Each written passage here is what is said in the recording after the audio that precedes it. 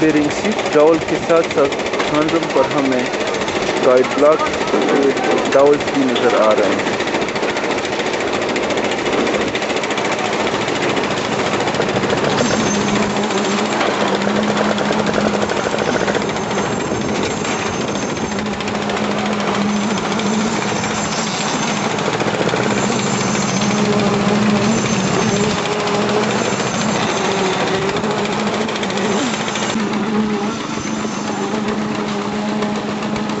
इस तरह ट्रांसम की कंक्रीट पोरिंग मुकम्मल हो गई है और ट्रांसम के फिनिशिंग पर काम शुरू है।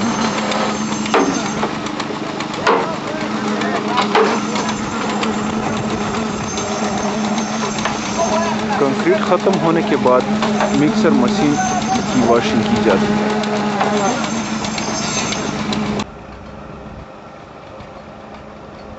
कंक्रीट पोरिंग के 24 आवर्स के बाद हम शर्टिंग की साइड प्लेट्स हटा देते हैं।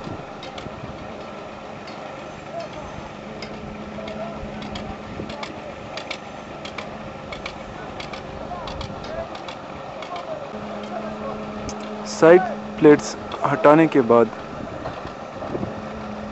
कंक्रीट के ऊपर पर्सन शीट रख लेते हैं और इसके बाद कंक्रीट क्यूरिंग की जाती है।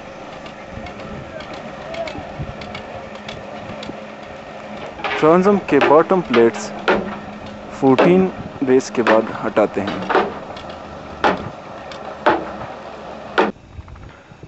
14 डेज बाद ट्रांसम के बॉटम प्लेट भी हट चुके हैं।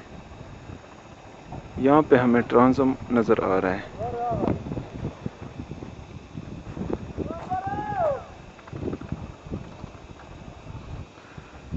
इस तरह ट्रांसम की क्यूरिंग भी मुकम्मल हो गई। ट्रांसम की कंक्रीट पोरिंग के बाद मैं यहाँ पे ट्रांसम के ऊपर बेरिंग सीट के बारे में वाज़ेह करना चाहता हूँ। ट्रांसम के ऊपर हमें येलो कलर में बेरिंग सीट नज़र आ रहे हैं और साथ साथ पर हमें बेरिंग सीट के लेआउट के लिए डायमेंशन भी दिए हुए हैं। 2.5 to 5 metre centre to centre distance.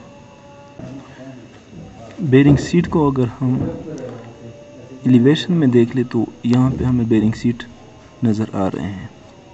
Bearing seat का मकसद कैम्बर को कंट्रोल करना है।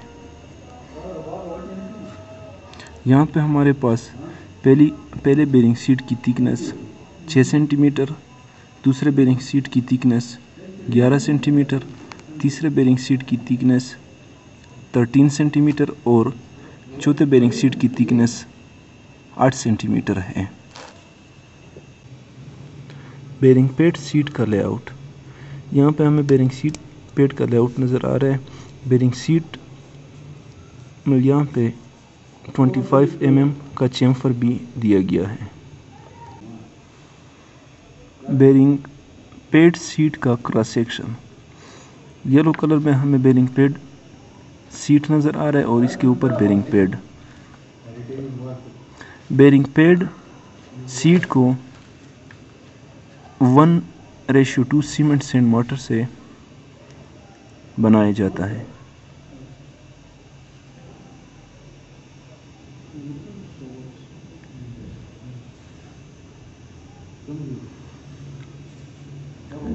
बेरिंग पेड सीट मुकम्मल होने के बाद इसके ऊपर फिर बेरिंग पेड रखते हैं।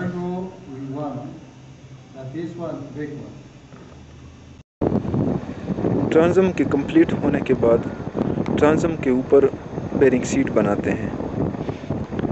ट्रांसम के ऊपर हमें बेरिंग सीट के लिए लेआउट किया हुआ नज़र आ रहा है। लेआउट हम ड्राइंग पर डायमेंशन के मुताबिक करते हैं। यहाँ पे बेरिंग शीट की लेंथ 60 सेंटी और विड्थ 50 सेंटी है और बेरिंग सीट की हाइट को हम कैम्बर के मुताबिक रखते हैं।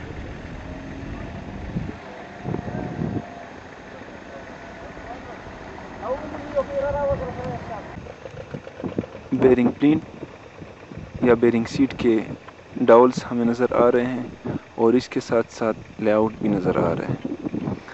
यहाँ पर हमें साथ बेरिंग सीट भी नज़र आता है। बेरिंग सीट में हम साइडों पे 1 इंच का चेम्फर देते हैं। चेम्फर का मकसद ये होता है कि बेरिंग सीट के तेज़ कोने टूटने से बच जाए।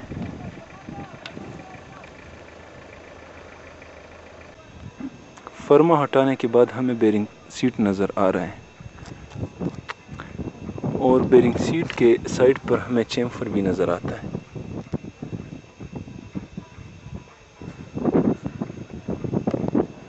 इस साइड से हमें चेम्फर क्लियर नज़र आ रहा है। चेम्फर की वजह से स्ट्रक्चर के कोने नहीं टूटते।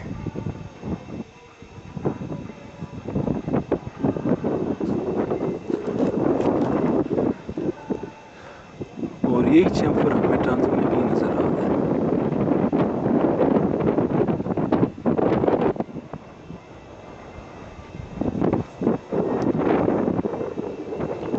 इस तरह ट्रांसम मुकम्मल हो गया।